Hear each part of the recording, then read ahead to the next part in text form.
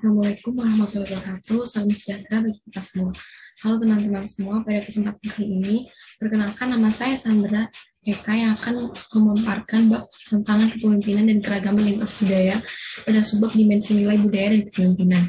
Bagian ini merangkum penelitian tentang bagaimana nilai-nilai budaya saat ini terikat dengan keyakinan kepemimpinan, perilaku kepemimpinan, dan praktik pengembangan kepemimpinan melalui 6 dimensi yang akan dibahas meliputi yang pertama di jarak kekuasaan, yang kedua ada penghindaran ketidakpastian, yang ketiga ada individualisme versus kolektivisme, yang keempat ada egalitarianisme gender, yang kelima ada orientasi kinerja, dan yang terakhir ada orientasi manusiawi. Dimensi nilai budaya dan kepemimpinan. Jarak kekuasaan. Jarak kekuasaan melibatkan penerimaan distribusi kekuasaan dan status yang tidak merata dalam organisasi dan institusi. Lebih mungkin untuk mematuhi aturan dan arahan tanpa mempertanyakan atau menantang mereka. Bawahan kurang bersedia untuk menantang bos atau mengungkapkan ketidaksetujuan dengan mereka. Kebijakan dan aturan yang lebih formal digunakan, dan manajer lebih jarang berkonsultasi dengan bawahan ketika membuat keputusan. Di negara-negara dengan jarak kekuasaan rendah, kepemimpinan transformasional lebih mungkin untuk digabungkan dengan gaya pengambilan keputusan partisipatif. Sedangkan di negara-negara dengan jarak kekuasaan tinggi, kemungkinan besar akan dikombinasikan dengan gaya pengambilan keputusan yang direktif dan otokratis. Di negara berkembang dengan budaya jarak kekuasaan yang tinggi, orang lebih sering menyukai gaya paternalistik yang menggabungkan keputusan otokratis dengan perilaku yang mendukung. Selanjutnya ada penghindaran ketidakpastian. Dalam budaya dengan penghindaran ketidakpastian yang tinggi, ada lebih banyak ketakutan akan hal yang tidak diketahui, dan orang-orang menginginkan lebih banyak keamanan, stabilitas, dan ketertiban. Ketika ada penghindaran ketidakpastian yang tinggi, kualitas yang dihargai bagi manajer termasuk dapat diandalkan, teratur, dan berhati-hati daripada fleksibel, inovatif, dan pengambilan resiko. Individualisme versus kolektivisme. Individualisme adalah sejauh mana kebutuhan dan otonomi individu lebih penting daripada kebutuhan kolektif kelompok. Organisasi atau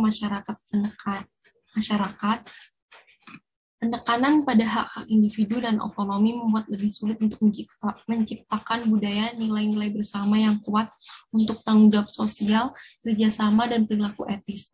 Karena sifat karir yang sementara, seleksi mungkin lebih penting daripada pelatihan yang memastikan bahwa orang memiliki keterampilan yang memadai.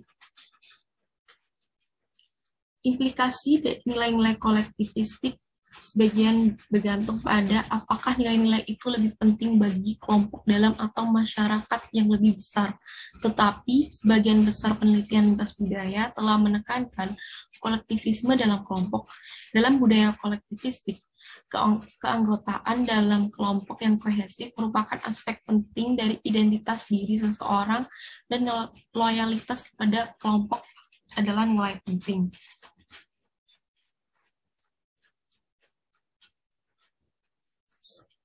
Contoh negara dengan nilai kolektivistik yang kuat antara lain Cina, Argentina, Meksiko, dan Swedia. Lalu contoh yang individualisme yang tinggi itu ada Amerika Serikat, Australia, Inggris, dan Belanda. Selanjutnya ada egalitarianisme gender.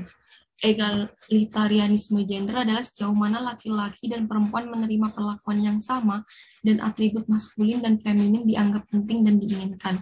Dalam budaya dengan egalitarianisme gender yang tinggi, ada sedikit perbedaan peran gender, dan sebagian besar pekerjaan tidak dipisahkan berdasarkan gender. Dengan tidak adanya ekspektasi peran gender yang sangat berbeda, pemimpin laki-laki dan perempuan kurang dibatasi dalam perilaku mereka, dan adanya sedikit bias dalam bagaimana perilaku mereka dievaluasi oleh bawahan dan atasan. Contoh negara dengan nilai religion gender yang kuat antara lain Norwegia, Swedia, Denmark, dan Belanda.